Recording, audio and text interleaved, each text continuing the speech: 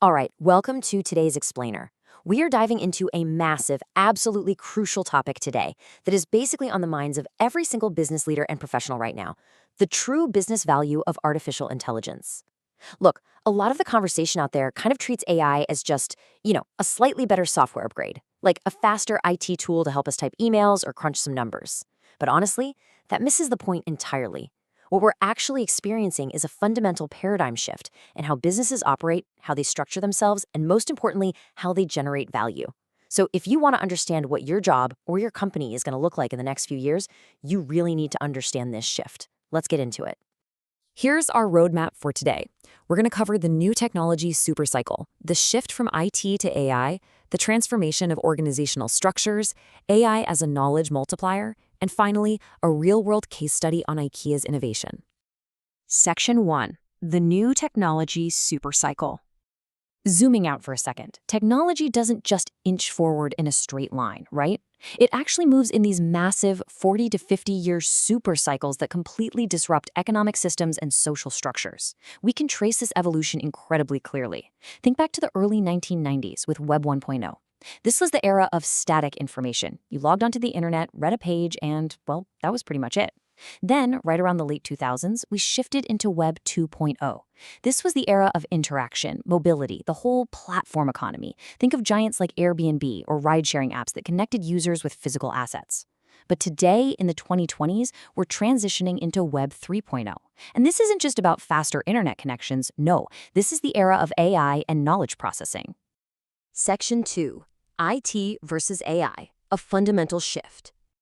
To truly grasp the business value here, we have to completely stop thinking of AI as just an upgrade to traditional IT.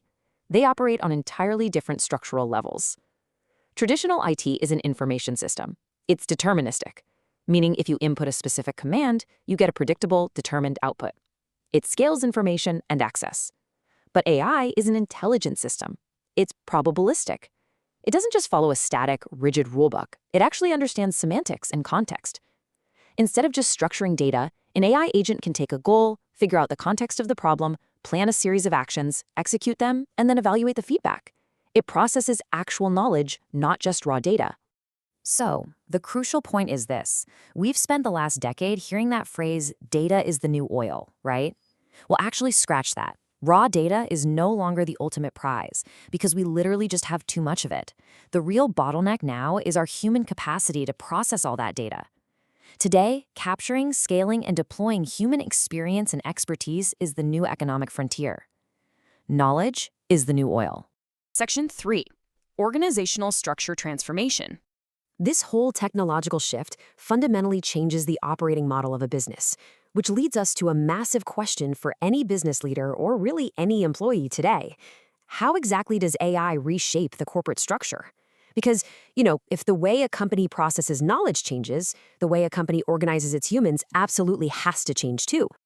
Enter the diamond model. For decades, businesses have basically operated as a pyramid, but AI forces a metamorphosis into a diamond shape. Why? Well, because those routine, highly structured, entry-level tasks at the absolute bottom of the pyramid are easily automated by AI systems. So that bottom layer shrinks. However, because AI is probabilistic, like we talked about, its outputs require constant human validation, orchestration, and context alignment. This causes the middle tier, the managerial and supervisory roles, to expand significantly. Meanwhile, the top leadership layer stays relatively narrow to keep decision-making fast and agile. This creates a stark contrast against the old Web 2.0 pyramid structure. In the old model, you had roughly 70% of your workforce at the bottom, 20% in the middle, and 10% at the top.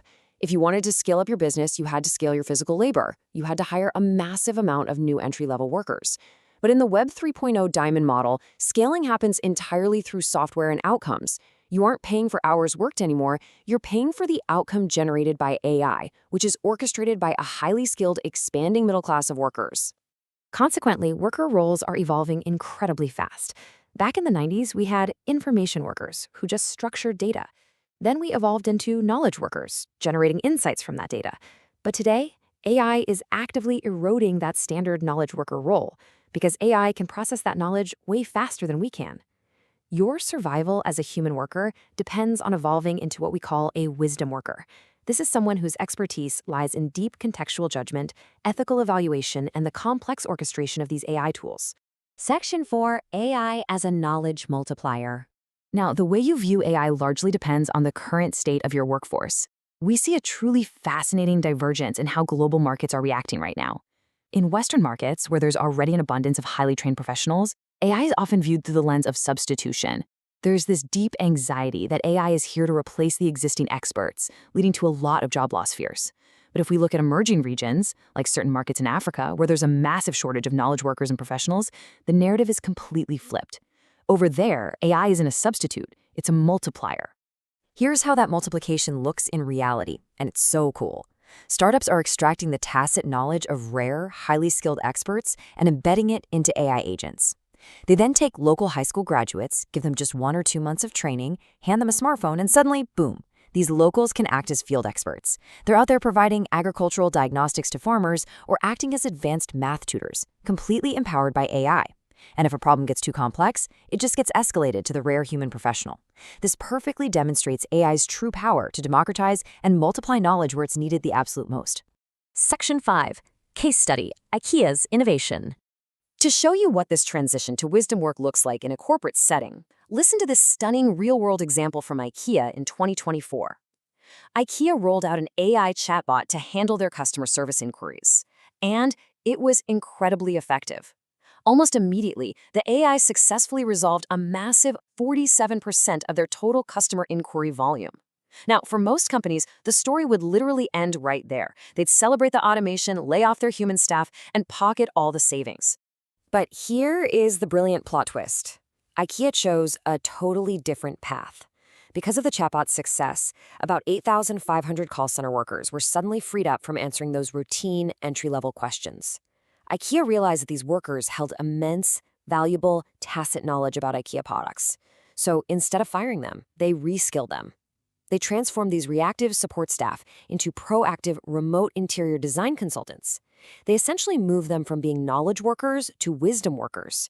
Then, IKEA offered this new remote interior design service to customers for a very small fee, around £25 or euros. Because they had leveraged AI to automate the bottom of the pyramid, they were able to expand their middle layer to offer a brand new, highly personalized service.